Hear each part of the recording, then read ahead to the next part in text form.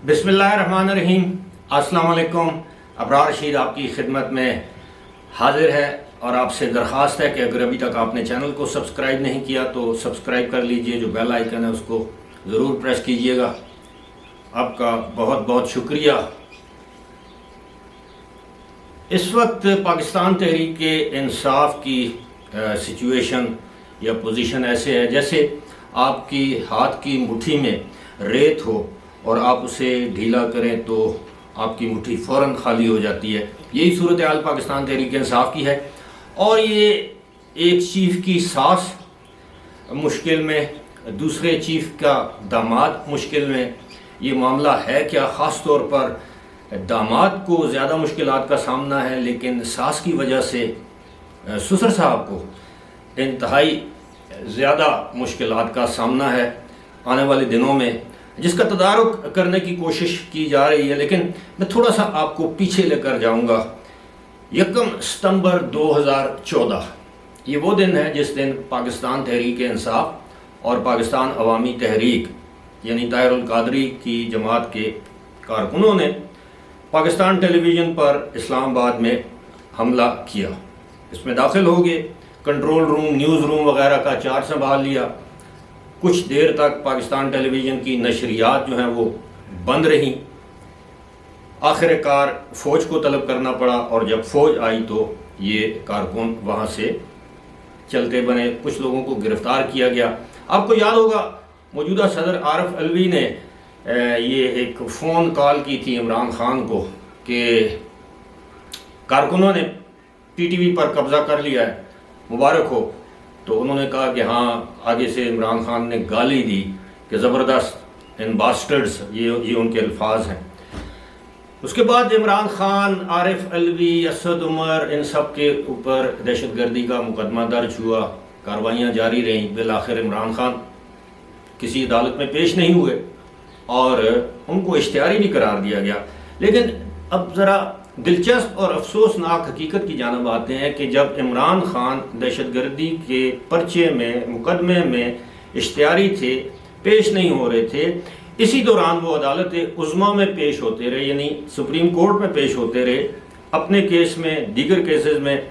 और इस दौरान ही उन्हें अदालत ने, यानी उस वक्त की जो एक बेंच था जिसमें मौजूदा चीफ जस्टिस भी शामिल थे, उसने इनको सादिक और अमीन करार दिया। एक ऐसा शख्स जिस पर दहशतगर्दी का मुकदमा है और वो सादिक और अमीन करार पाया। एक ऐसा शख्स जिस पर दहशतगर्दी का मुकदमा है, उसने वज़ीर आज़म पाकिस्तान का हल्फ उठा लिया। ये है पाकिस्तान में कानून की अमलदारी और उस वक्त के हालात। क्योंकि उस वक्त ज़ाहिर है खामोशी से उस वक्त के आर्मी चीफ जनरल राहील शरीफ, उस वक्त के DGI जनरल ज़हीरुल इस्लाम, इनकी बड़ी सपोर्ट हासिल थी उस धरने को और ये चाहते थे कि किसी न किसी तरह नवाज शरीफ का इस्तीफ़ा हासिल किया जाए। ऐसा हो नहीं सका। बिलाखिर वो आर्मी पब्लिक स्कूल का सानिया हो गया, जिसके बाद इमरान खान को भी बहाना चाहिए था धरना ख़त्म करने का। इमरान खान ने धरना ख़त्म कर दिया, लेकिन उन्होंने समझा कि जनाब अब वही हालात हैं और 9 मई को उन्होंने बाकायदा मनसूबाबंदी के तहत तमाम मुल्क के तमाम ऐसी जगहों पर हमले किए जो कि मिलिट्री तनसीबात थी। चाहे वो मियाँ वाली की एयर बेस हो, चाहे वो अपना लाहौर का कोर कमांडर हाउस हो, चाहे वो चकदरा में पंजाब का रेजिमेंटल सेंटर हो, चाहे वो फैसलाबाद में ISI का दफ्तर हो, रावलपिंडी का हमजा कैंप हो, कराची में रेंजर्स की चौकी हो, लाहौर में अस्करी मॉल हो, CSD हो, मतलब तमाम जगह जो उन्होंने मार्क की हुई थी। रावलपिंडी का जनरल हेडक्वार्टर, जिसे आप ये समझ लीजिए कि वो फौज की, पाक फौज की सबसे मुकद्दस जगह, उनका हेडक्वार्टर, यानी इन अदर वर्ड्स मावरतन इस्तारतन बोल रहा हूँ कि उनका किबला, उस पर उन्होंने हमले की मनसूबाबंदी की और उसको अमली जामा पहनाया। और फिर एक एक करके तमाम रहनुमा जो है वो कोई गर्मी का बहाना करके, कोई रोते हुए उन्होंने प्रेस कॉन्फ्रेंस की कि जनाब बहुत गर्मी थी। अब आप अंदाज़ा कीजिए, गुज़श्ता रोज़ एक खातून रहनुमा मलिका या मलाइका बुखारी ये गिला कर रही थी कि आप कोई मुझे वहाँ पर अडियाला में एक दिन गुजार के दिखाए कि इतने मुश्किल हालात हैं, इतनी गर्मी है, اور مئی کا مہینہ ہے، اور اس مرتبہ مئی نسبتاً ٹھنڈا مہینہ ہے، اور وہ یہ بھول گئیں کہ جولائی کے مہینے میں، جی ہاں جولائی کے مہینے میں جناب مریم نواز شریف آتی ہیں اپنی والدہ کو بستر مرگ پر چھوڑ کر اپنے والد سمیت، اور جولائی کے مہینے میں وہ لاہور میں جیل کاٹتی ہیں۔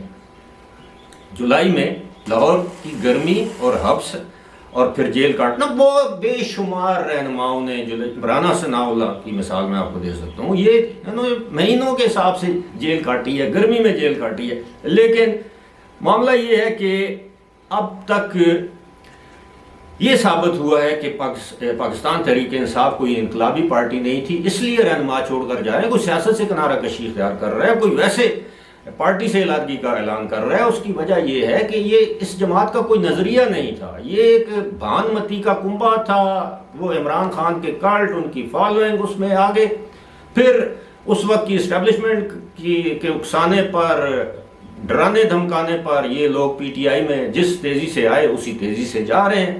میں کئی مرتبہ پہلے بھی کہہ چکا ہوں کہ پہنچی وہیں پہ خاک جہاں کا خمیر تھا، یا آغاز بھی رسوائی انجام بھی رسوائی، ایسا ہی ہوتا ہے اس طرح کے کاموں میں۔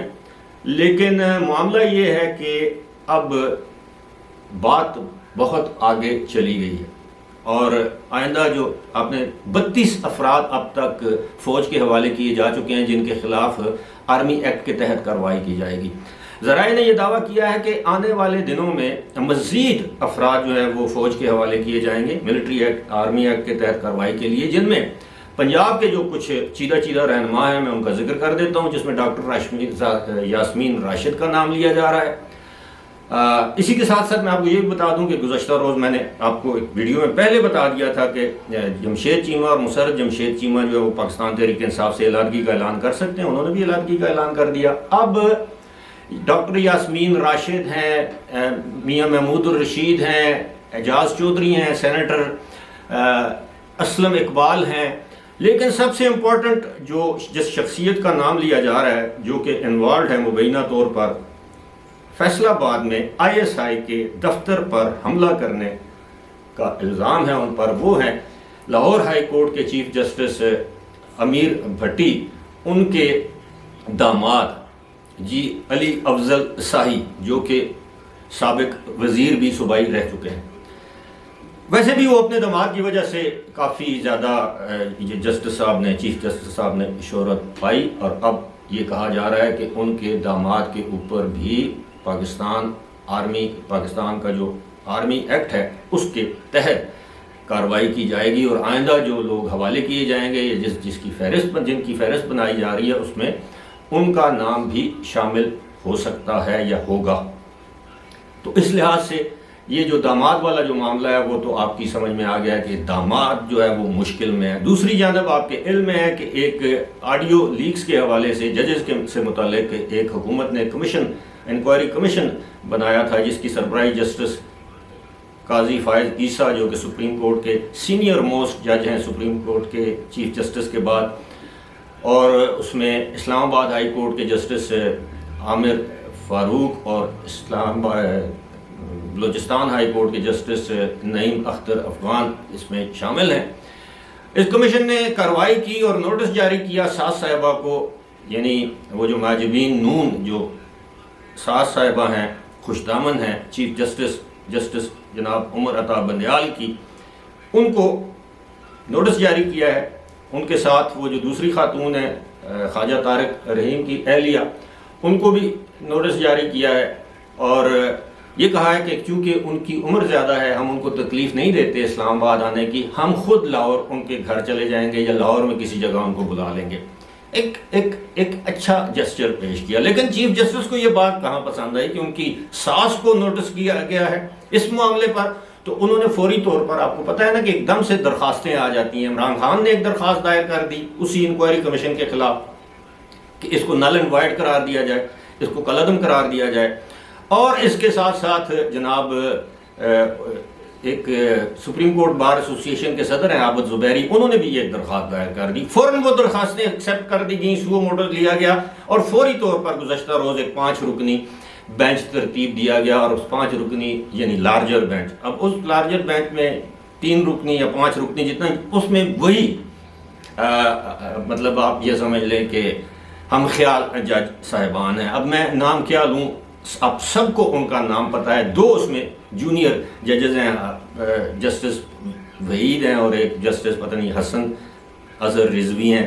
یہ 2 اس میں جو ہیں وہ جونیئر ججز ہیں. باقی تو اس کا مطلب یہ ہے کہ یہ آج اس کی کارروائی ہو رہی ہے تو اس کو عین ممکن ہے اس کو معطل کر دے, اس کے اوپر سٹے دے دے. تو اس وجہ سے سپریم کورٹ میں ایک اور جنگ کسی صورتحال پیدا ہو جائے گی اور پھر ایک براہ راست اسٹیبلشمنٹ اور حکومت کے ساتھ تصادم جیسی صورتحال پیدا ہوگی. لیکن اس مرتبہ جونیئر ججز بھی ہیں. یہ جونیئر ججز ایسے ہیں جنہیں پتہ ہے کہ آنے والے دنوں میں ان کا پتہ صاف کیا جا سکتا ہے کیونکہ یہ جونیئر موسٹ ہیں, ان کے اوپر بہت سے الزامات ہیں اور ان کو سپریم کورٹ سے فارغ کیا جا سکتا ہے اگر جسٹس قاضی فائز عیسیٰ جب ستمبر میں اپنا چارج سنبھالیں گے, کیونکہ وہ پہلے ہی ان کے خلاف اپنا ووٹ دے چکے ہیں.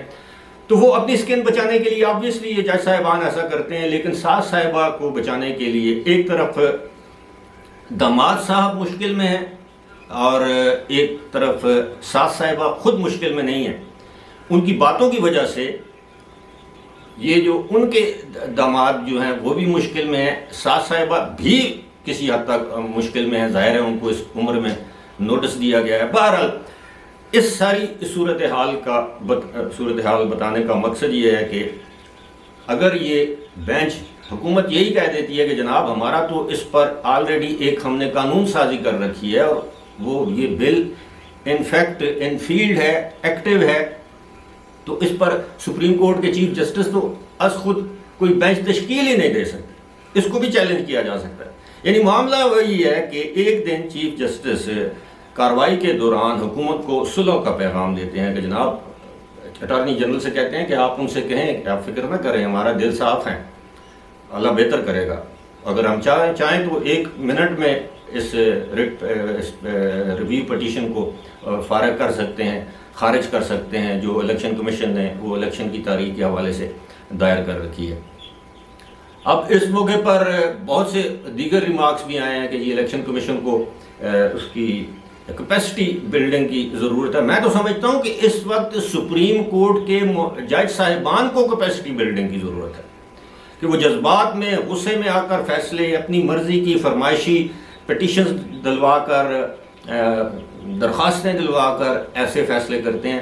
باقی یہاں تک بات رہی پاکستان تحریک انصاف کی تو گزشتہ روز آپ کے علم میں ہوگا کہ آلریڈی تحریک انصاف حقیقی بنانے کا اعلان کیا ہے. راؤ یاسر نامی کوئی پاکستان تحریک انصاف کے رہنما ہیں, انہوں نے, خیر یہ تو کوئی قابل ذکر نہیں ہے لیکن کہا یہ جا رہا ہے کہ جہانگیر ترین کی قیادت میں یہ ایک نئی پارٹی بننے جا رہی ہے. خدا بہتر جانتا ہے یہ پارٹی ہوگی, گروپ ہوگا, یا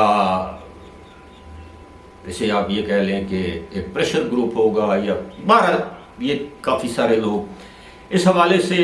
پرویز خٹک کا نام بھی لیا جا رہا ہے. آپ دیکھ رہے ہیں کہ پرویز خٹک بھی منظر سے غائب ہیں, اسد کیسر منظر سے غائب ہیں, عثمان بزدار منظر سے غائب ہیں, اب محمود خان منظر سے غائب ہیں. اس کے اوپر میں ایک الگ ویڈیو کروں گا یہ معاملہ کیا ہے. لیکن فی الحال حکومت جو چاہتی ہے وہی کچھ ہو رہا ہے. اور اس وقت میں یہ سمجھتا ہوں کہ جو چیف جسٹس آف پاکستان ہیں وہ اب اپنی ایک آخری چال چل رہے ہیں اپنی ریٹائرمنٹ سے پہلے, اور یقیناً آپ یقین کیجئے گا کہ یہ چال بھی اسی طرح ناکام ہوگی جس طرح یہ فیصلے بھی اسی طرح نہیں مانے جائیں گے جس طرح 14 مئی کو الیکشن کروانے کا فیصلہ نہیں مانا گیا. فی الحال اسی کے ساتھ مجھے دیجیے اجازت. خدا حافظ.